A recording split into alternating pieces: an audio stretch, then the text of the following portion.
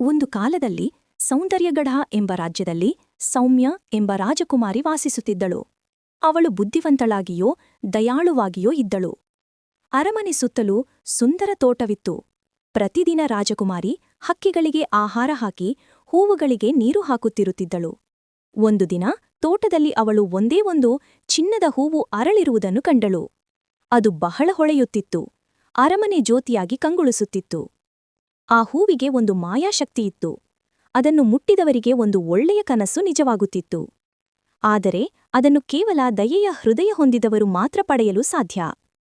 ರಾಜಕುಮಾರಿಯ ದಯಾಳು ಸ್ವಭಾವದಿಂದ ಹೂವು ಅವಳ ಕೈಗೆ ಬಂತು. ಅವಳು ತನ್ನ ಕನಸು ಏನೆಂದರೆ, ನನ್ನ ರಾಜ್ಯದ ಜನರು ಸದಾ ಸಂತೋಷವಾಗಿರಲಿ, ಯಾರಿರೂ ಹಸಿವಿನಿಂದ ಬಳಲಬಾರದು ಎಂದು ಬಯಸಿದಳು.